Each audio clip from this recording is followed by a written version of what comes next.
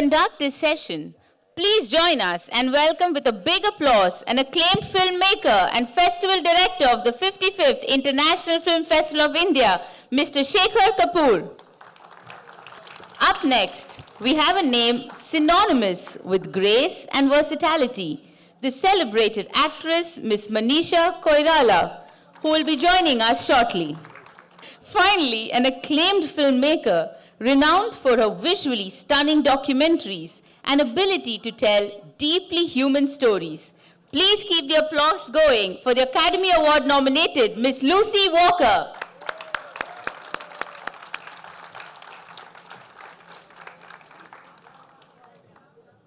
May I now request Srimati Nirja Shekhar, Special Secretary, Ministry of Information and Broadcasting, Government of India, to please join us on stage to felicitate our celebrated speakers.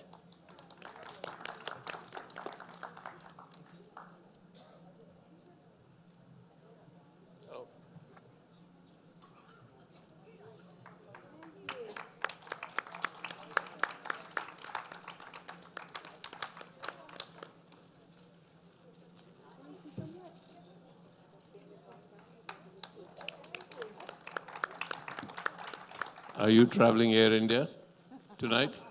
Oh, you're going to need this. I know. Okay. Thank you. Thank you.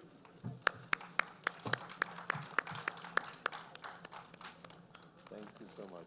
You're going to need both. With a big round of applause, let's welcome Ms. Manisha Koirala.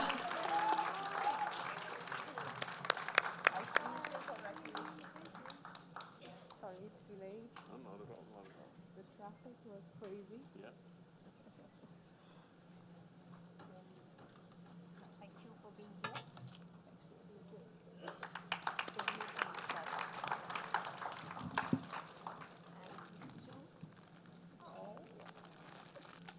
Thank you so much, ma'am, for joining us with the felicitation. And now over to Mr. Shekhar Kapur with a gracious request to please commence the session.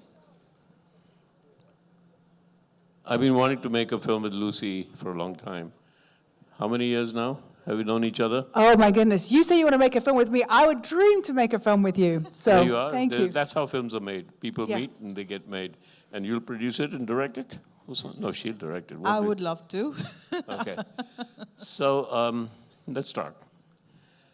I made Bandit Queen, but as a feature, I can take liberties because I say it's a feature. I can say it's adapted. I can say that it's based on a true story.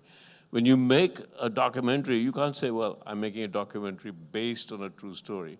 So you have to actually just go with it, which I find impossible. You can't innovate scenes, you can select scenes. So tell me the process as against a feature. As a documentary filmmaker, your hands are a little tied, and yet you've made some of the greatest documentaries that feel like you cry at the end. How do you do that?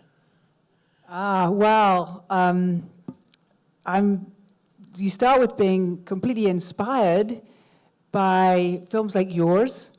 For example, Bandit Queen and Elizabeth were huge influences on me, and I looked at them and thought, wow, how do you make cinema that has such fresh, groundbreaking, important stories that just captivate me with stories and places and stakes and emotions and characters and performances and worlds. And I always felt that cinema was the most powerful medium that there is. So I always wanted to tell these stories. But something happened when I was in film school, was that I noticed that you started to have cameras. Now, of course, we have cameras even on our phones. But at the time when I was in film school, to start to have video cameras that would make good image quality, that you could even blow up and see, you could shoot it on a little camera, a cheaper camera, but you could blow it up and see it. And you could also afford to film a bunch of stuff. You didn't need a script. So when you write a script, you decide exactly the story in advance, and you just shoot a little bit. And then you cast the perfect, talented, amazing people to put in your movie. And you have it all figured out, and so you only need to shoot a little bit, which in the old days, was all you could afford to shoot because film was so expensive to shoot and so difficult. But now that the equipment was getting smaller and cheaper, and you could also just video tapes and now digital media, you can just shoot so much stuff cheaply. And then also they invented, when I was in film school, it started to become widespread that you had computer editing, which now we take for granted. But before, when, early days of film, the last century, you had to have film that you edited on film. And my goodness, it was a lot of work. You had to, every time you wanted to try something, you have to chop it, cut, and then stick back together, with tape, and then string the whole thing. And if you wanted to change it, maybe one little frame, 1/30th of a second more, then you have to do the whole thing. Find the thing, chop the thing. It was so labor, so much hard work, that you couldn't really do a story. But then, when I was in film school, you could do computer editing. You start to be able to build stories in the editing. So you could do some of the writing later. You have to sort of choose good enough ingredients for your recipe that there's going to be a good story afterwards, but you now have the tools.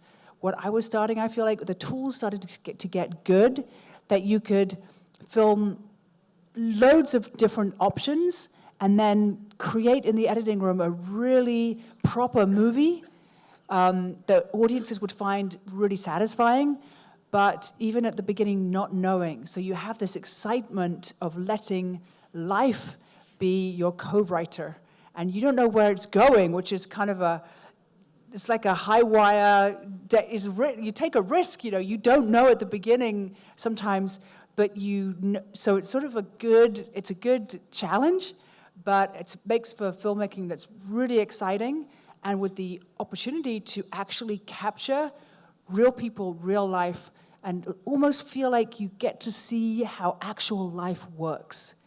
And that's not me writing it and observing it. It feels even more directly like observing, like you're almost like sneaking up on life and catching it, catching life happen on camera and then sharing it with people. And so it's really exciting.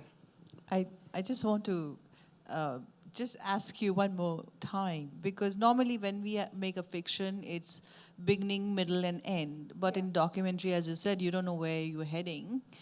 And you also said right ingredients. Could we know what could be the right ingredients? Great. Yep, I think beginning, middle, and end actually in documentary is really important too. And so with the ingredients, I'm always thinking, is there a story here that has a beginning, middle, and end, even if I don't know what the end will be? For example, I've made actually 2 films now about climbing a mountain.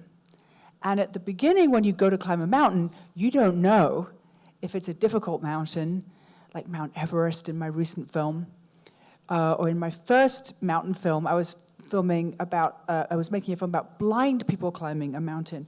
We didn't know if they would get to the top, if someone might get hurt, if, we didn't know what was going to happen.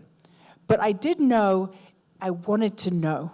I did know there was a beginning. That's it. I knew there was a beginning, and I knew there was a mountain, and I knew something was going to happen. And as long as they let us film it, and as long as we want to find out, then that's a story. Did they summit? You have to watch the movie. Oh, come on. Tell us. Did they summit? My first mountain movie, they didn't.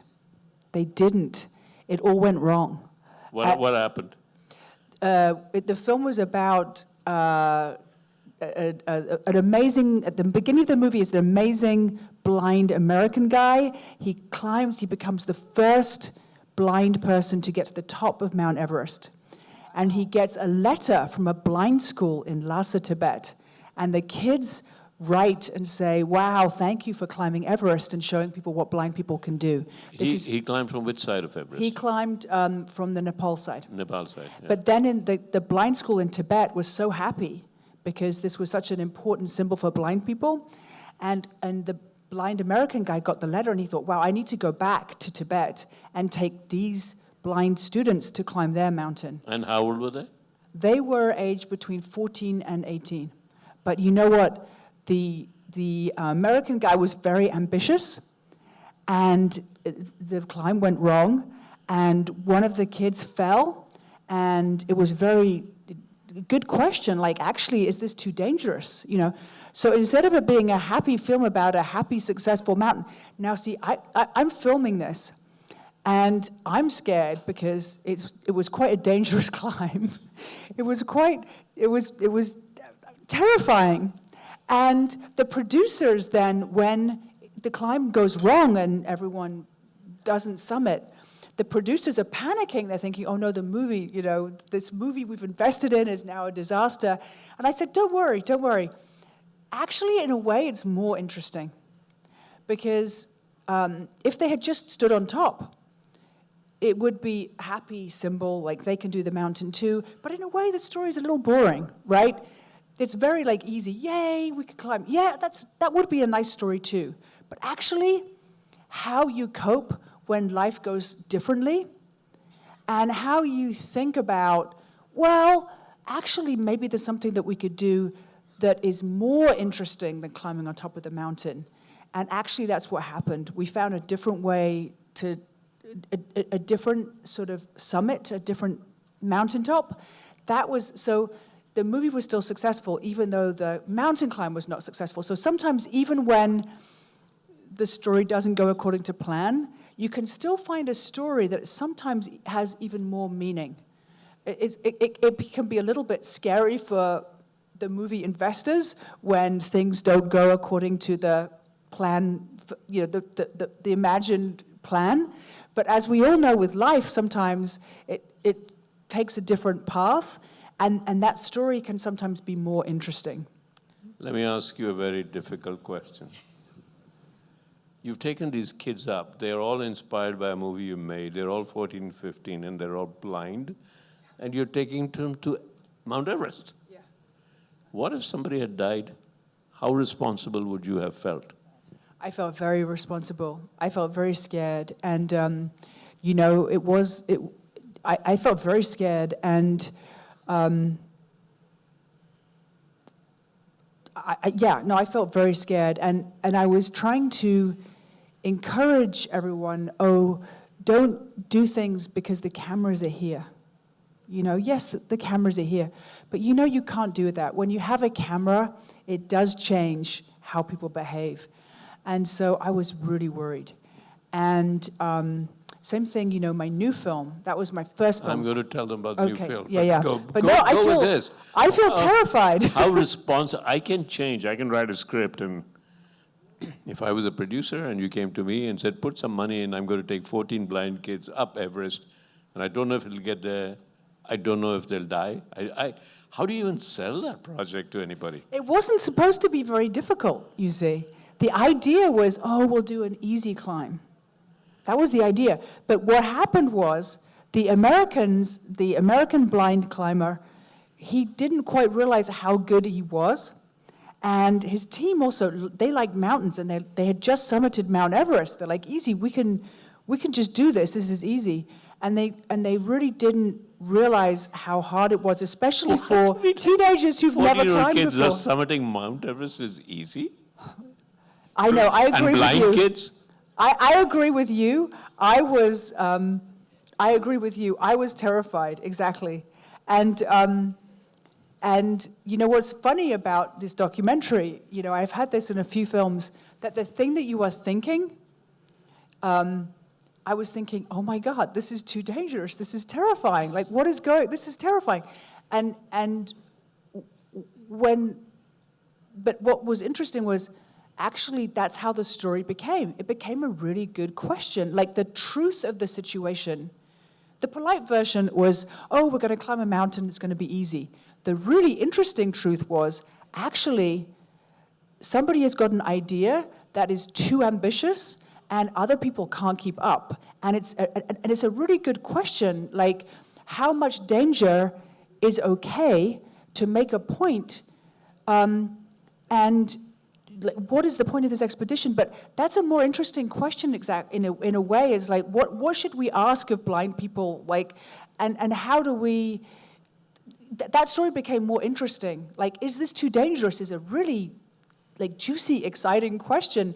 And what happened with the story was that story sort of started to bubble up and become actually, what is the movie about? Like, why do the Americans want to stand on top of the mountain? Tibetan people naturally walk around a mountain, and they appreciate the beauty of the mountain by looking up. They don't need to stand on top. What is it with Americans wanting to kill themselves by standing on top? You know, so it became this good, like, actually kind of more interesting question. And the teacher of the blind students was a German blind woman. And she had a different idea. She's like, I don't want to stand on top. I want just to have a nice time together. So people had really different attitudes towards what we were doing. And I was happy. I felt like Life, as a co-writer, wrote a more interesting script than the original project. You know, the original project was like, oh, blind people can just show people what they're capable of. Yeah, okay, but we start there. The blind guy climbs Everest already. After that, we get a bit more interesting and think, what is the point of climbing a mountain when it's dangerous? You know, what would be more interesting for these blind students? And it became more interesting. It's like, I just have a ahead. quick question. Yeah. Because I went to Everest Base Camp, and that took at least 3 to 4 months of really hard work from me. And I'm wondering, how long did the blind people train? How long did they train? No, we had one training climb, a big training climb to altitude. And then also there were some little like walks around Lhasa. But no, that was very ambitious, exactly. Oh my God. It was very ambitious for them. Yeah. And it was very ambitious. And I think it was a real mistake for the American team, actually. It wasn't very sensitive to how much training that was possible to do for these blind Tibetan students. And in a way, that was part of the journey. Everyone went on this learning journey. And in a way, that was a nice story in a way. The Americans needed to be told, like, this is crazy. What are you doing? yeah, you don't conquer a mountain, you are the mountain. Yeah. That's it, yeah? I'm going to allow the audience 1 or 2 questions, and then we'll come back to Lucy. Does anybody have? Yeah, go on. The mic, please. Yeah, 1 question. Vani? Quick questions, and we're coming back, I promise you. I'm not opening it out to everybody right now. Well, if there are no mics, oh yes, we'll come. If there are no mics, then we'll carry on. Yeah, go ahead. Hi, Lucy. How are you? Hi, Vani. Hi. Congratulations on the award, because we had a session where Lucy was there, and she just won a big award in New York last week for her latest film. So, fantastic. Thank you. Lucy, all across the world, child rights is a very big issue, you know. And it also includes how you, and I'm speaking as a filmmaker myself, how you actually get into production when it comes to children. In your case, it's even more critical because it's visually impaired children we are talking about who go on probably a journey that they have never taken before. So for all the young filmmakers who are also here in the audience, what are the best practices that you can suggest or you did keep in mind, despite this not having concluded itself as you thought it would? But yet, it was children, they were minor, they also had, they were children of special needs, and they were going on a journey which was that tough. How do you think all I of think that? that's not a question at all. If she's taking blind people up Everest, that's best practices, don't do it. Yeah, I agree. Has to be, right? Yeah, that's right. I mean, it's a really good question, you know, the sense of responsibility you have. This was a film, actually, we filmed it in 2004, so I was much younger. It was my second film. And, you know, you're working as a director with also a team of producers, and it's very important, especially in documentary. Sometimes I think people think making documentaries is easy because it's very difficult to make a scripted movie with actors and sets and costumes. Yes, but it's also very difficult to make a documentary for exactly this reason, because people are real and this is their life, you know? And when you share the secret, you ask people to share their secrets, you ask people to go, I have been with people in these most vulnerable and sometimes really scary moments in their lives. Everest is one example, but also sometimes I've been with people when they get medical results that really, maybe they have a very difficult terminal diagnosis, or, these big, somebody is, so somebody going through really emotional stuff. And I think you have to be very responsible. In the case of this film, it was really scary for me also because I had to work with the producers, and I felt very worried that people weren't taking the safety seriously. But one thing that we did do, which I insisted on, before we climbed, we went to the home village. All these blind students actually lived in Lhasa at this blind school, which was a boarding school. And they very rarely went home. Maybe once a year, maybe not even. I mean, I'm sure you can imagine. And so I insisted that we actually traveled, even though sometimes it was like 3 days across the Tibet, in a very bumpy car, to visit the family and make sure the family gave support and permission. Even in that culture, in a way that the family perhaps actually didn't care that much or weren't very involved in the kids' lives, I felt that was a really important step, and to really make sure that the kids really wanted to do it. But I had the question too. I felt very concerned about this, and what's difficult about a situation when you're making a documentary is, you're supposed to just observe, but sometimes as a human being, you step in. And I think that I was taught in film school, you never interfere, you just, but as a human being, when you see someone doing something dangerous, should you stop them? I believe so. I believe I'm a human being first, always. And a filmmaker has to come second, right? So I've had situations where, oh my goodness, I've had people like driving when they're too tired, and I've had to say, like, you can't, let's stop, or really in the case of Blindside, working with the producers, like, how do we make sure this is okay? It was very difficult. I have a question of the audiences. Sorry, Lucy, I can see it. How many of you actually film things with your cell phones? Yes? Who has not ever filmed with their cell phone, right? Right, none. How often do you watch short films like TikTok and things? And how often do you see people filming somebody in an accident dying, or a car crash, or an aeroplane going? Yeah? How many of you have actually seen those, right? Yeah, most of you, right? So do you think that is moral or immoral? So my question to you is same thing that you asked. Like, something's happening that is threatening human life or something degrading to human beings, and then somebody comes to the camera and shoots it and puts it out, and it goes completely viral. Is that moral or immoral? Question, how many of you think that's moral? Is it, no, immoral? How many of you think it's immoral? Now, my question is, how many of you have actually watched it?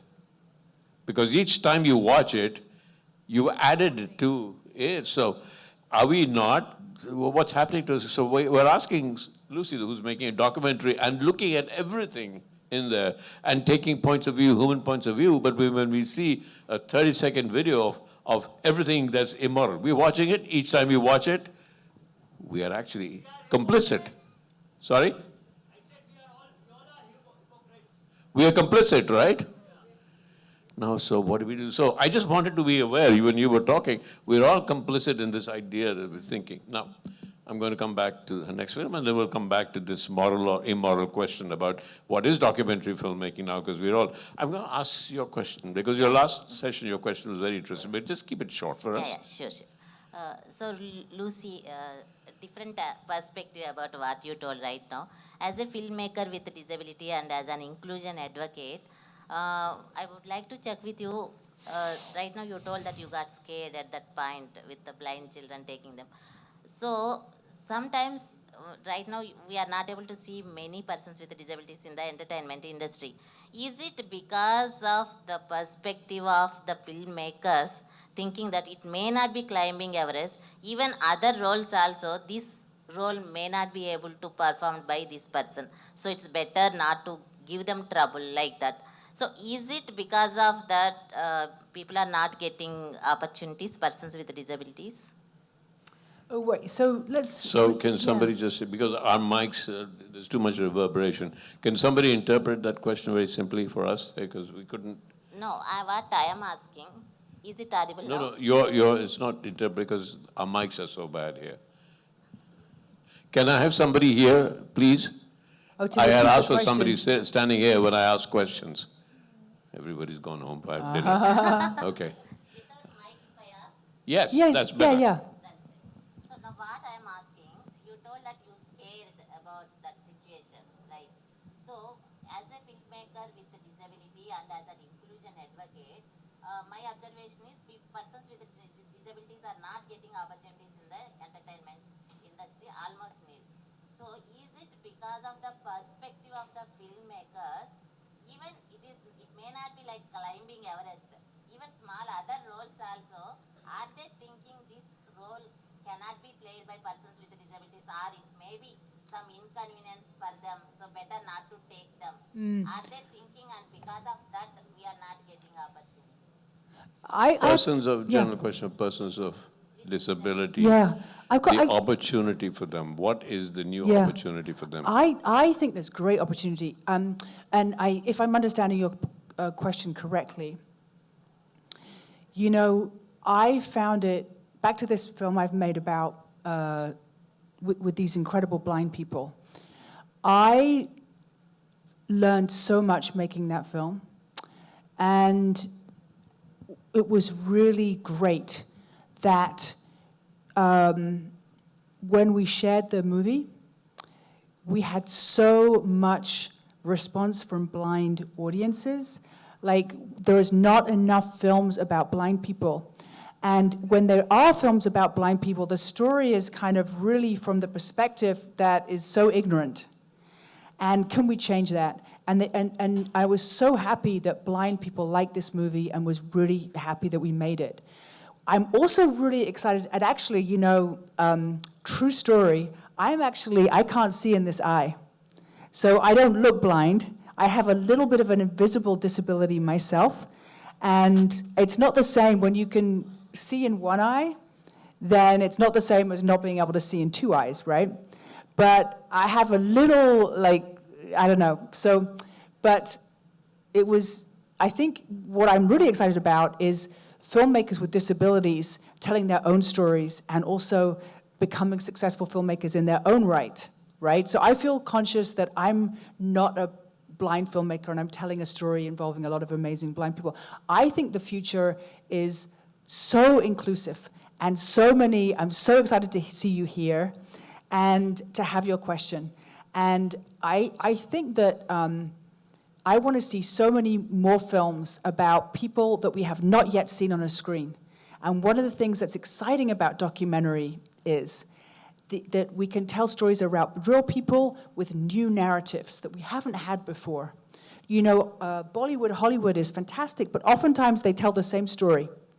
Actually, documentary, sometimes we can discover real life will give us a little gift.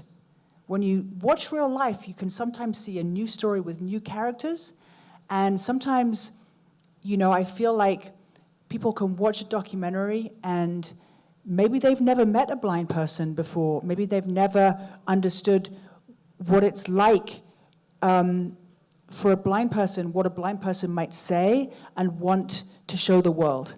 And sometimes with documentary, you have this opportunity to introduce people in the audience to people that they have never met in real life and maybe didn't have the chance to meet, but they get a chance to meet somebody outside of their comfort zone and learn, oh, this person is just like me, and oh, I didn't understand that if you are blind, you still want to be seen and climb mountains and show people what you can do because you're so capable and people underestimate you all the time.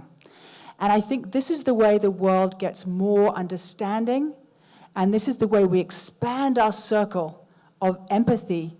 You know, I look back in history and I think, you know, human beings used to be very bad at dealing with people that weren't like them, that people that weren't in their family or in their clan.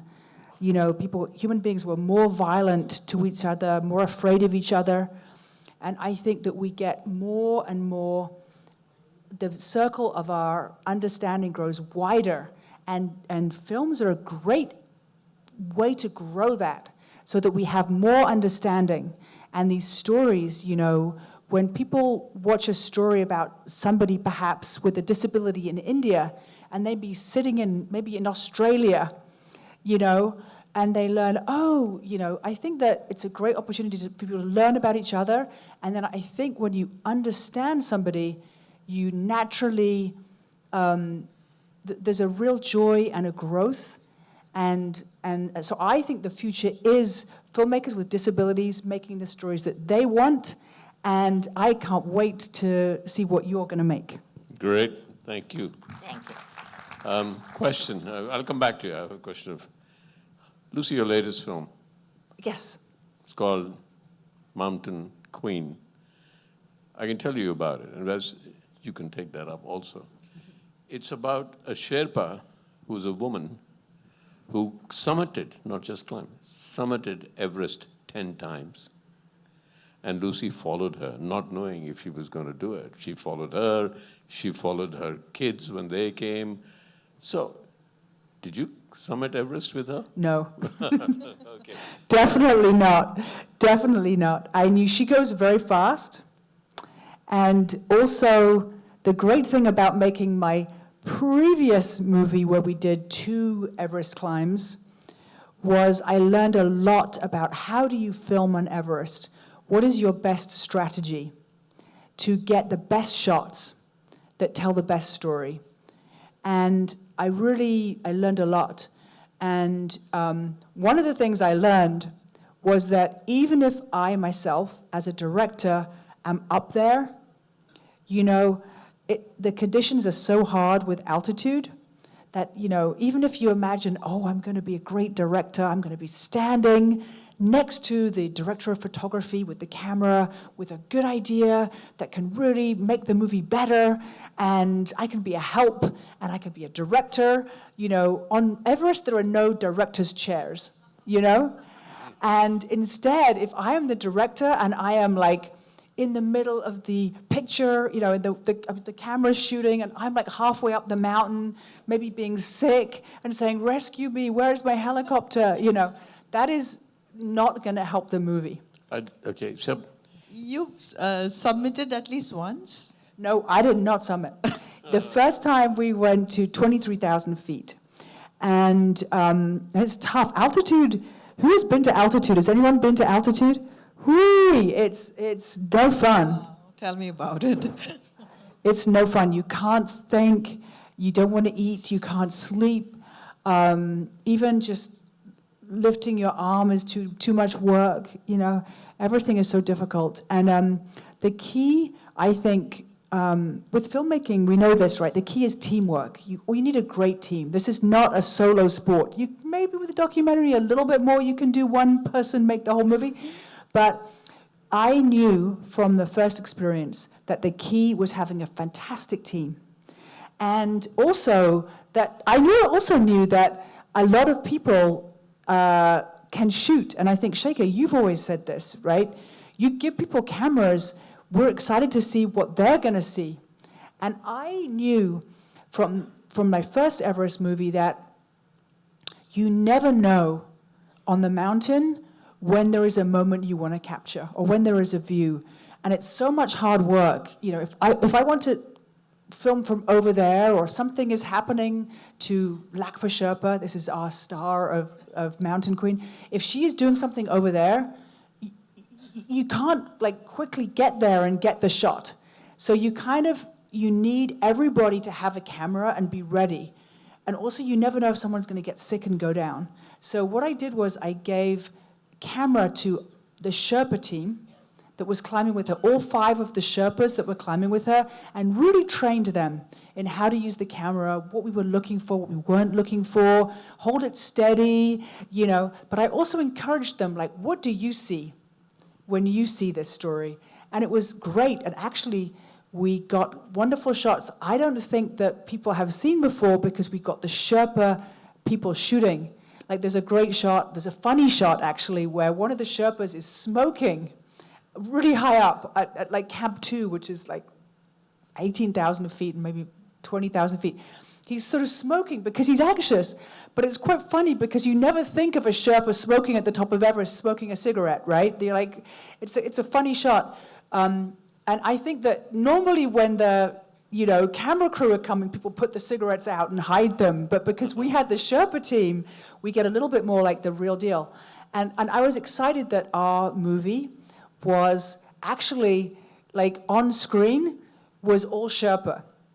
Like, usually, there has been too many movies of, like, the white tourist mountaineers, they're on the camera. And the fact that there is a Sherpa team that's helping them, that's not just climbing, but also doing so much hard work as well as climbing, they're kind of invisible, right?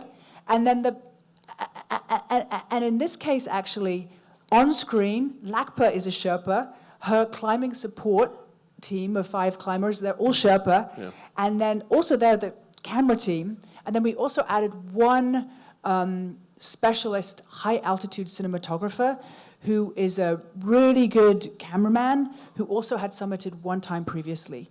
And so we knew that we had one person who was a bit more experienced with the equipment, and also he was shooting drone photography, which is a little bit more specialized. And so we were able to get incredible drone footage also. So we had one specialist who was not Sherpa. But I think, again, that what's exciting for me about documentary is there's been a lot of, there's been a lot of stories about certain people. Let her talk. A quick Carry on. question. I want you all to see this film. It's called Mountain Queen. It's on Netflix. And I started to watch it. I'd actually said, oh, that's Lucy's film, right? I watched it. And every time you're watching this, you have to pinch yourself. If this was a Hollywood film, yeah, ultimately she'll get to 10. Ultimately, everything will be okay, because it's Hollywood. It's a 3-act structure of Hollywood. And then I keep telling myself, but wait, it's a documentary, and then I'm more scared. And the more I go into the film, the more I get involved with the character, your natural tendency is, it's a Hollywood film, it's okay, in the 3rd act, she'll be fine. The lovers will get together, they'll hug, and then there'll be, But then, hang on, it's a documentary. Even the director doesn't know what's gonna happen. Even Lucy did not know what's gonna happen. So I want you to see it, okay? I just want Manisha to talk a little bit about this political issue that I've been looking at along. How do you feel about the fact that the Sherpas are not given their due? You come from Nepal. They're not given their due of all the climbing. It's all about the white climber that gets on top. How do you feel about that? Shekhar, when I did base camp trek, I realized the value of Sherpas, because without them, it's just not possible to even go to the base camp. You really need their guidance, their wisdom, and their livelihood is so sad. Do you feel bad? And, Do you feel bad? I feel horrible. I feel horrible. There's a lot of people. There's a lot of movements, people who are climbing. They're supporting the Sherpa community, and they're being recognized by the eminent herself, and so many people like her. Other people are also talking about it. And without Sherpa, it's impossible to... the Everest tourism that's going on, It's the Sherpas, there's a Khumbu ice fall before you get to, the first, your grade first, after base camp, you go to Khumbu ice fall, probably the most dangerous part. Yeah. And the Sherpas are the ones that are creating the ladders. Yep. The Sherpas are the one who go out at 3 in the morning and go out and create the ropes and everything. And then everybody that's paid $40,000, $50,000 come and then trudge along and say, hey, we went to Everest. No, you didn't. Yeah. Somebody pulled you along. Somebody got you there. We have to understand that. And it's the Sherpas It's like racist, right? Yeah, I think that, there is a real story of how, that you can look at, the history of colonialism and, you can really look at it. There's a real history lesson when you look at how the whole idea of mountaineering and who's doing it, and it's really, but it's changing, it's exciting. You guys got to watch this film. You have to. You'll cry, you'll feel sad, you'll feel angry, and then you have to keep telling yourself, it's a documentary, it's a documentary, it's a documentary. And I, as a filmmaker, say, oh my God, I wish I could create that emotion in the future, but watch it. Tell me, what are you looking forward to make now? I want to know how your mind as a documentary filmmaker, just one moment, I want to know how a documentary filmmaker's mind works. I, as a feature filmmaker, keep writing stories, and I say, how can I sell this? Who are the stars in this? How could I raise money? How does your mind work? Tell me what you're looking to make now. What are the things going through your mind? Ooh, lots of things. Good question. I think I always think, well, I'm a filmmaker. I'm lucky to be a filmmaker, and I trained actually to be a fiction. Thank you. I trained to be a fiction filmmaker, and I just love film. So it has to be a good film. I think sometimes some documentary filmmakers, maybe they're more driven, like they're more political activists with a camera, and they want to make a political point. I respect that. But I'm much more coming, like, I want to make a good film that the audience is going to fall in love with the movie and have a really satisfying film experience, and it's going to be full cinema experience, really good cinema experience. So I want to make a good film because as an artist, as a filmmaker, I have real excitement about being a good filmmaker. I think about... So you're not asking what film are you looking for? Yeah, there I am. I'm thinking I want to make a good film. I want to make a film that I can make that has not been made already. That feels important. What is that film? Oh, what is it? Yes. You Don't know. you want to know? Right. That's a secret. It is difficult with, I'm being a little shy, but it is difficult It's okay. because... Indians, there's no privacy. The world worries about privacy. Privacy in India, everybody knows what everybody is doing, who's doing this and that. So we have no idea of privacy. We are fine. So you can talk to us. There are always in my head bubbling a few things. And I have one project, actually, I'm very lucky, this film festival and the bazaar, and there are so many amazing, important filmmakers here.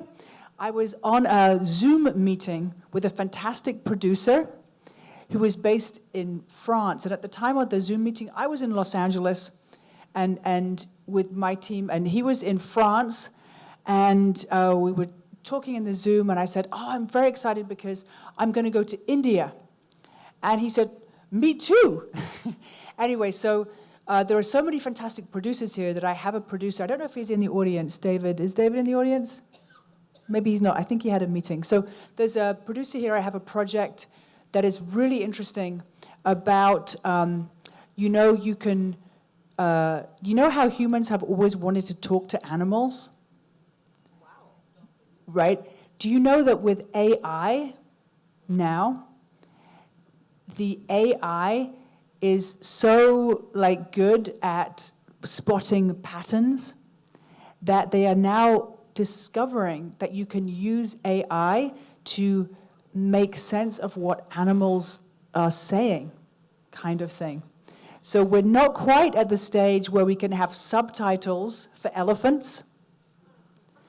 But we're kind of at the stage where we start to understand, for example, from the scientists and using AI, that elephants each have a name, that baby whales, when they're born, the mother whale will whisper an individual name, that that each pod of whales has its own language, but when they get together for a little social visit with the other group of whales, they have a different language that they speak altogether than their home language. I mean, all these things we're learning, and isn't that interesting? I want to be part of that. Okay. I just have to say something. Yeah, go ahead.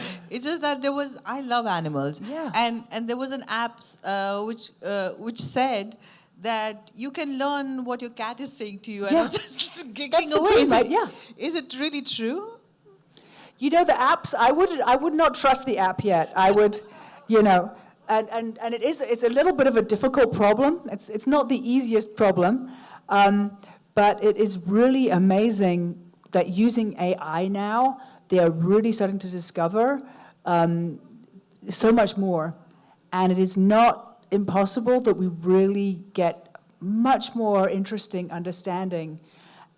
Isn't that interesting? And then I think when people start to realize, oh my goodness, they're talking to each other, it really changes how you imagine, like, how conscious and intelligent these other creatures are. And you know what I was saying earlier And about... they have, I'm going to cut, Yeah. they have more wisdom than, you know, there are two kinds of intelligence. There's the intelligence of the predator, which we've developed because we like to kill each other. And then there's the wisdom of the intelligence of wisdom. And I'm fascinated by this idea of whales because I've been following the sound or the songs of the whale for a long time. And I've started to believe they're trying to tell us something. The whales are trying to teach us to save the planet. And we're not listening. Of course we're not listening because we like to kill them.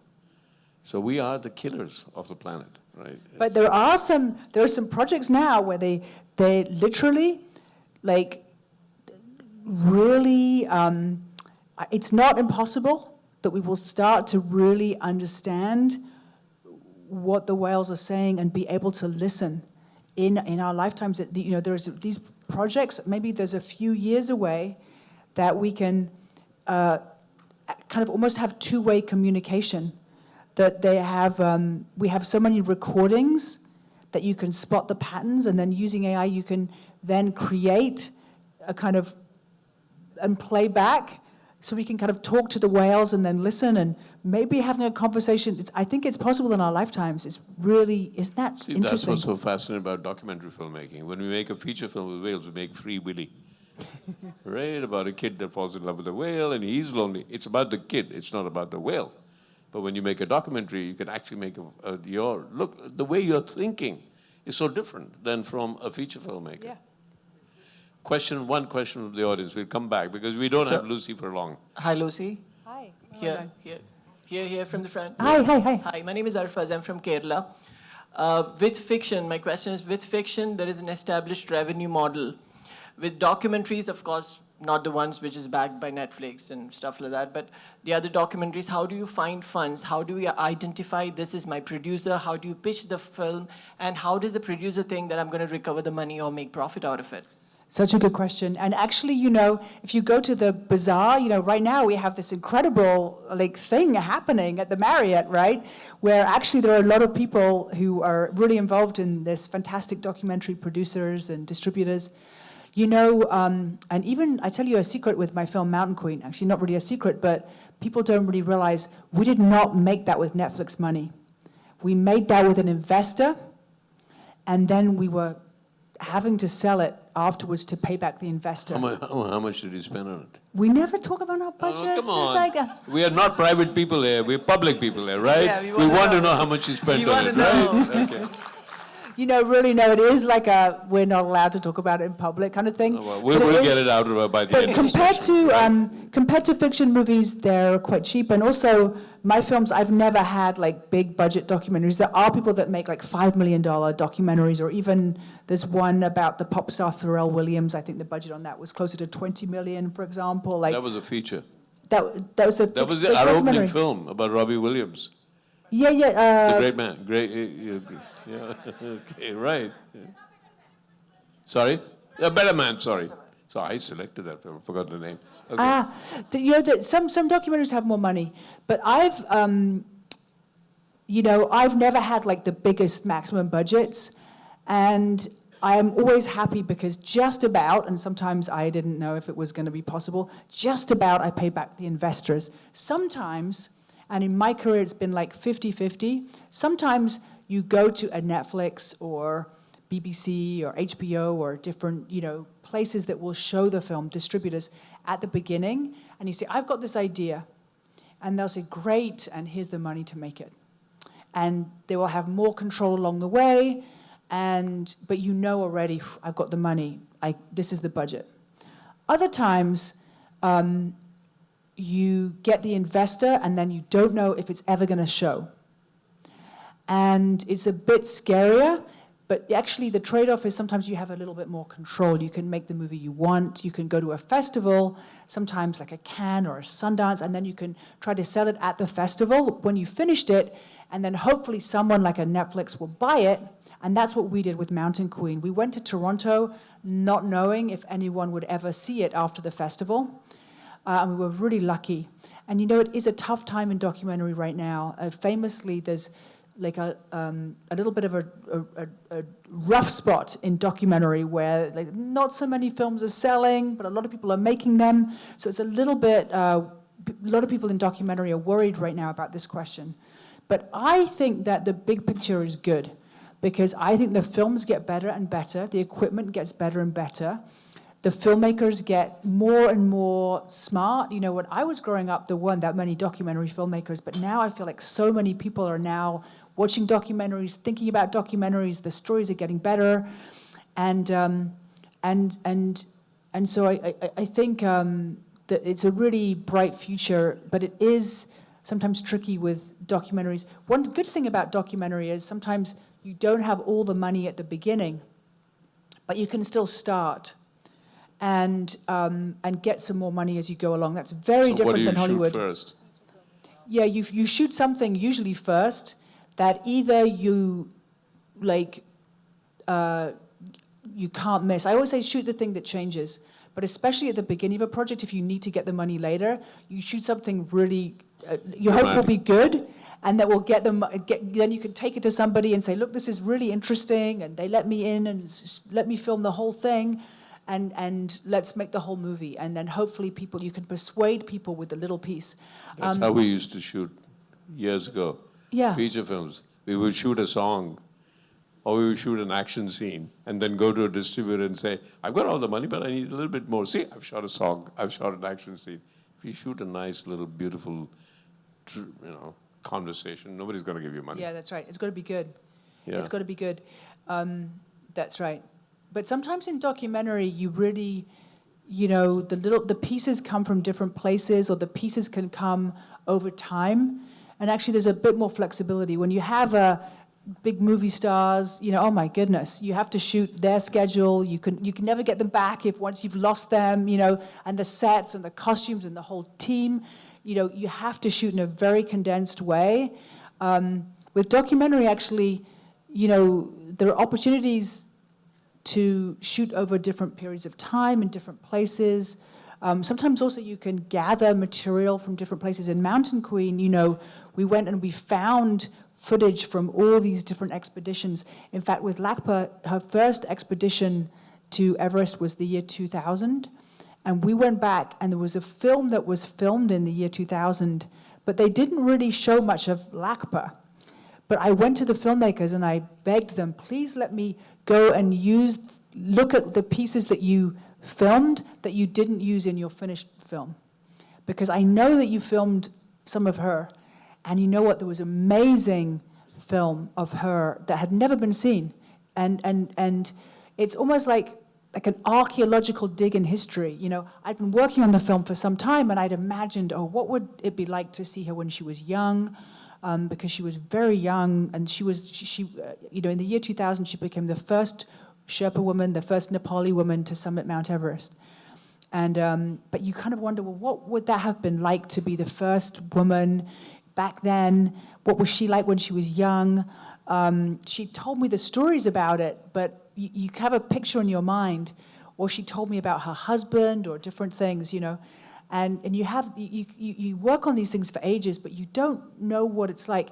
And then finally you get, the package arrives, in the mail, and you open it, and there's old videotapes from the year 2000. You put them in, or you get the digital thing, and suddenly you see what actually happened. You see these moments from lives from, it's almost like you suddenly get this magical gift of like your archaeological dig. You go into the past and suddenly you see, there's a temple here that was buried, and now you can see, it's right here, and this is what it looked like. And it's kind of amazing feeling to make a documentary, and you get to feel like you really, again, you kind of glimpse time and you glimpse lives, and you get to put these different ingredients together, sometimes that you didn't even film yourself, but with the magic of editing, you know, I spend a lot of time editing. Usually in documentaries, back to the process question, you spend a lot more time editing because you're writing in the editing, and sometimes you're still filming. Oh, it would be interesting if we spoke to that person. I see them in the corner of this piece of video, and they were there. Maybe I can ask them, what did they see? And you ask that person, they say, oh yes, I wasn't only there, I filmed some. Would you like me to give you that film? You say, please. And they say, and my friend was also there, and you know, he had a really interesting observation. I think, great. And so you kind of go on this whole journey, and it can be really exciting. You feel like a detective, you feel like an archaeologist, and you're a storyteller, but it's really exciting. I'm just inundated with hands that are shooting up. I know I said that we are not private people. Keep your life private, ask the question. Okay? All right, just mics, please. Mics. One by one, we'll take questions, short questions. Yeah. Hello. He that shouts loudest. I really loved Wasteland. Can you tell us something about the process of Wasteland? It's been 14 years. I've only seen Wasteland by you. I'll watch. I'm happy you saw that. Thank you. Yeah. Can you tell us something about like how it started and how the process? Oh, that's a great question. And like now, after 14 years, like what has changed? Oh, great question. Yeah. Thank you. Oh, thank you. Tell them what Wasteland was about. So Yeah, Wasteland is the story of an artist from Brazil originally, but he'd moved to the US and become very successful. But he'd grown up very, very poor in Brazil. And he wanted to do a project. We went back to Brazil, and in Brazil, you know, in the garbage dumps, I'm not sure if they have the same in India, people go through by hand and take out the recyclables. Yeah, there you go. Yeah. The same. They take out the things for recycling, and what the artist wanted to do was create portraits. So he takes photographs of a few people who work doing this work, and then he sort of takes the photographs and makes huge, the size of this floor, or maybe even the size of this whole room. He projects the photograph on the floor of a sort of empty warehouse and takes the recycled bottles and stuff and makes recreations of the picture. And then he takes another photograph, so you wind up with a portrait picture, but it's made up of teeny tiny little like glass bottles and plastic things, and it's a really interesting portrait made up of little tiny objects that the pickers from the garbage themselves had put together. So they do this collaborative art project together. And the film came out in 2010. I think it has won maybe more awards than any other documentary ever made. I heard that. I think that's true. It's won a lot. Wow, that's amazing. Thank you. No, it's amazing. I have a lot of lovely trophies. I will treasure this one we got today, but I also, for Wasteland alone, I have a big, it was really a wonderful project. The people were amazing. The story really worked out. And it was nominated for an Oscar. And my date for the Oscar, you get a +1. My date for the Oscar was this incredible young man who had grown up in the garbage, and he had this idea to start an association of garbage pickers and to make life better for the people doing that. So he was a real visionary. So it was a really fun journey. And just to keep on the impact, so much positive impact came out of the film. They changed the laws for recycling in Brazil. Everyone involved was able to buy a house. They got all the profits from their own portraits, and they each were able to buy a house and have a lot more options for themselves. My date for the Oscars, he carried the Olympic torch for Brazil in Rio in 2012. Loads of fun stuff, and a real awareness, and maybe interesting impact as well was the film. Wasteland was ripped off, totally ripped off by the biggest soap opera in Brazil.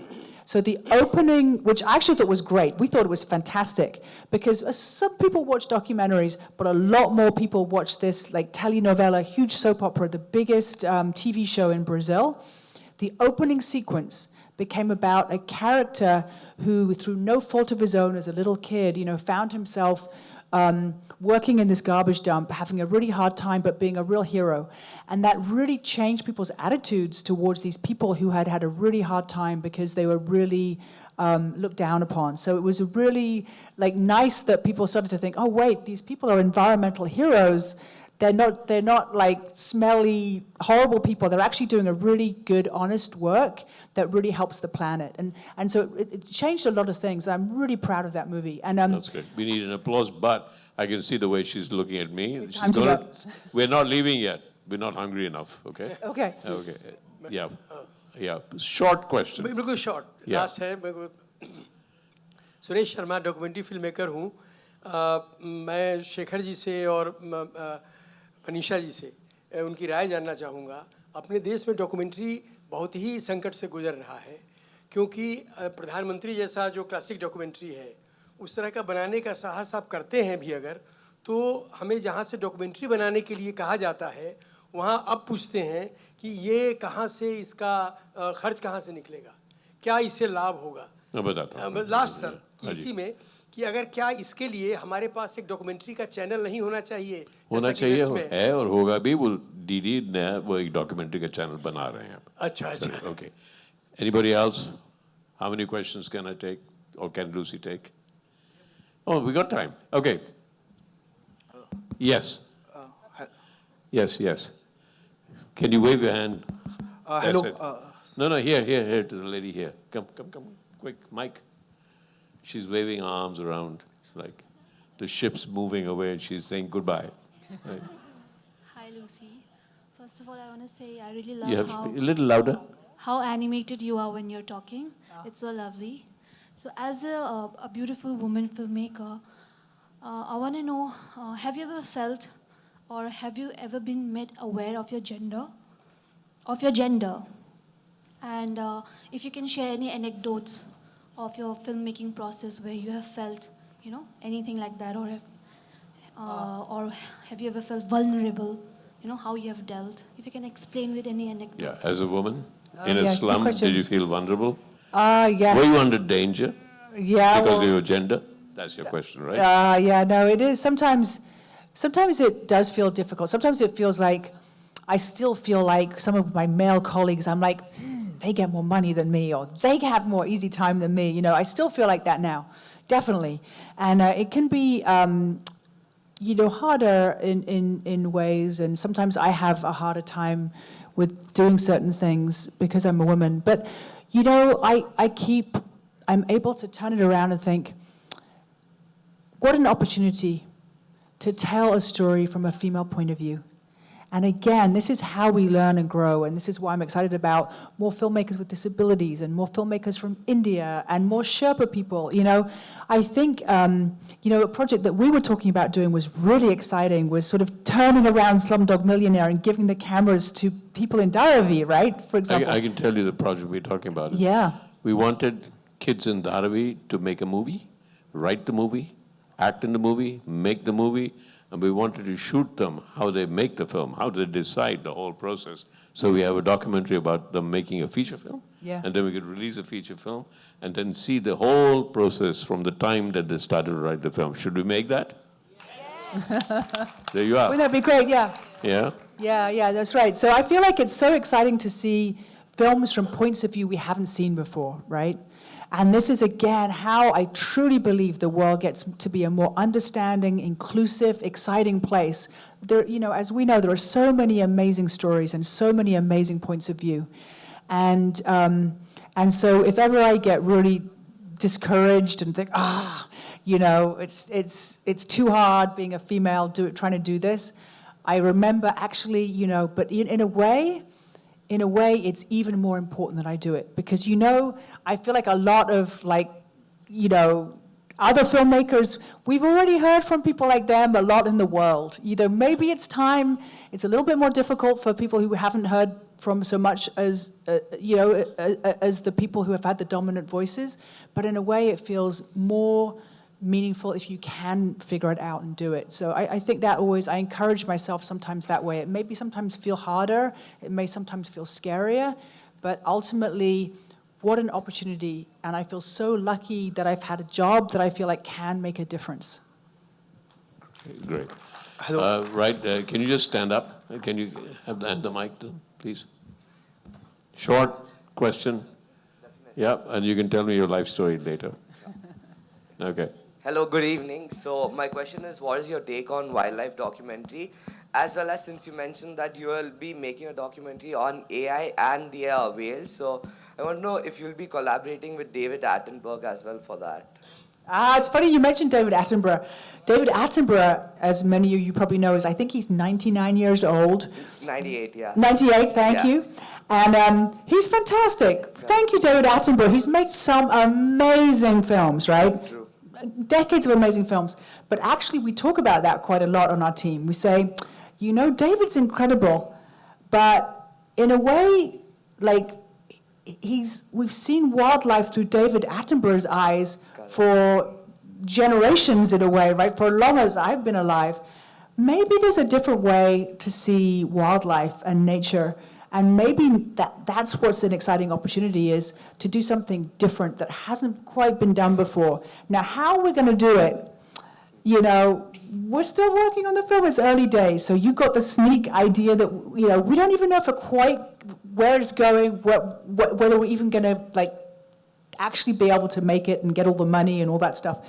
But we've been working really hard on it for a while, and that's exactly the question we ask ourselves: is if David's done it already, what can we do that might feel exciting to audiences and really get them excited to watch it? Because at the end of the day, films, I need to find an audience for films, right? That's the excitement for me, is actually connecting with an audience.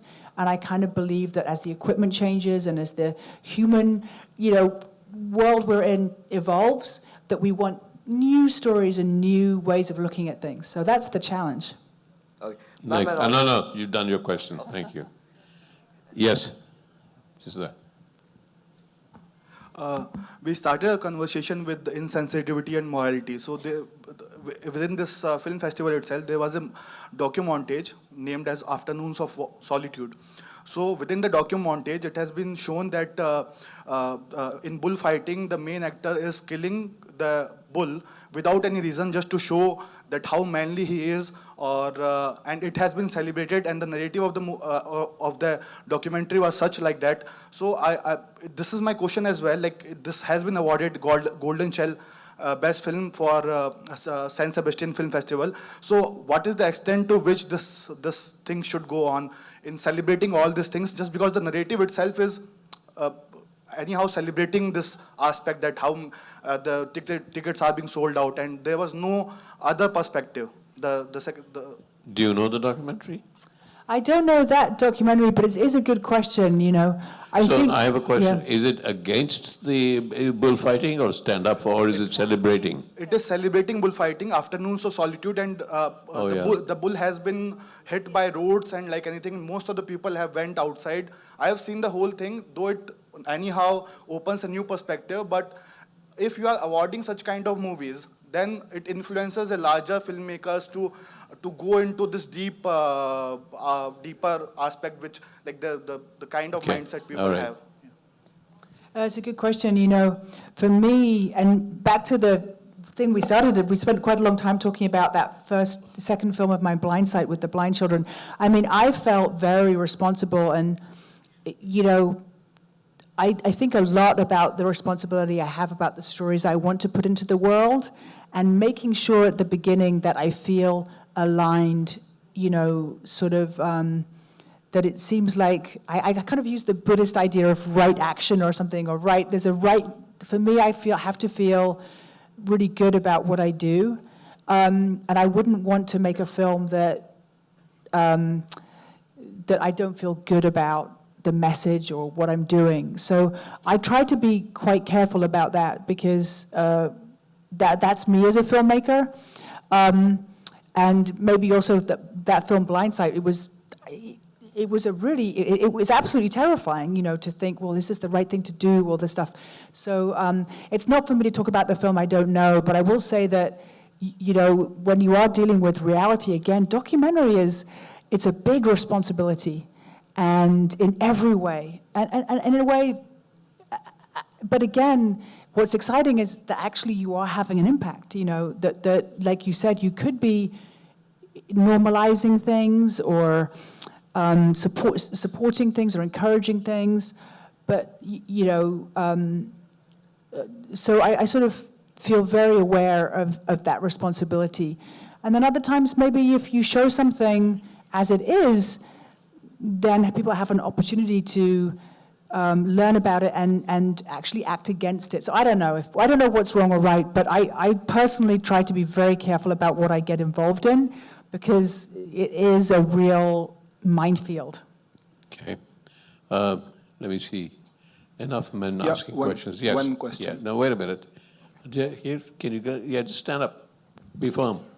Go for it. Yeah. So I just wanted to know all of your take on the Kevin Carter's picture, if we know about it. Like, as journalists and filmmakers in our colleges and classes, we've always discussed this documentary wherein Kevin Carter in the early 90s, he has taken a picture of a vulture who is literally, hawking onto a girl. It's A little child. Yeah. It's, I'm forgetting the exact name. A dying child, a Yeah, a starving dying child, a starving child. So I'd really like to know all of y'all's opinion on it. What do you think? Should he have saved the girl, or because it was also necessary for him to present it to the world that this is the level of, vulnerability. Yeah, we that's understand. Very interesting question. Yeah. Why did the photographer not try and shoo the vulture away, or why did not? And there was another one about a child that drowned and was drowning and was dying. These very famous photographs that come out. And See, I don't know these examples. That's very funny. But for me, I think I talked about that earlier. I'm maybe a bad filmmaker. You can give me a fail grade in film school. But if I see something, I think about my first responsibility is always to save people's lives or stop people getting suffering. I can't justify someone getting hurt for that. So, but sometimes it is a difficult line to decide. Sometimes the line is a little bit different. Like I was filming with a young person that grew up in the Amish church, and they were saying, "Oh, I'm 18. I'm too old to go to college," and they were very depressed. And your first instinct is to say, you're not too old. 18 is the perfect age to go to college. They didn't know anyone that had been to college because if they grew up in this, tight church. And your first instinct is to but actually, you have to be quiet. In something like that, nobody's going to die if you let them talk. But after they finish their talking, I'll say, do you know what? Thank you for sharing that. But as your friend, not the filmmaker, I want to encourage you that actually 18 is not too old to go to college. And I hope that, you can also ask me questions if you want me to be a mentor to you, because you build real friendships with people. I said I've been with people in very intimate moments of their lives. Sometimes you feel like a little bit like a doctor, because you're there in a professional capacity, but it is a very friendly relationship. As a human being, when you spend important quality time with people, and so I have a funny group of friends, I have like Brazilian garbage picker friends and, people who grew up very religious in the Amish church friends, and I made a film about a snowboarder, so I have snowboarding friends, So it's funny because you actually do really create some real friendships along the way, and naturally you have real conversations and stuff like that. But if it comes to like somebody being hurt or something, me personally, as I said, I always, safety first, nothing is worth it. I'll figure out the movie later. I'm told we are over for time, and all the restaurants are calling saying, where's everybody? So, no, you had your chance. You just asked a question. Thank you very much. Sorry? Oh, I hate those pictures. I hate them, absolutely. The first thing is, what were you doing? Clicking a picture means framing, sitting. Then what were you doing? Like, okay, or you said, I'm going to get this great picture, I'm getting a Pulitzer Prize for this picture, and therefore I'm going to go it. I feel the same way as you do. Is it a Pulitzer Prize worth it? Right? Okay. Thanks, Lucy. Thank you. We're going to Thank have you back for a week because you Okay, can hold the week. I'm here. I love it here. Thank you so much. Okay. Thank you very much. You've been a great audience. And whatever, mementos, flowers, you know, vouchers for restaurants, right? Free dinner. Yeah. Popcorn. Now. Thank you so much, audience, for those questions. It was a late session, but you sat through, and it was so interesting. A big round of applause for Miss Lucy Walker, our festival director, and Miss Manisha Koirala. Thank you so much. See you all tomorrow.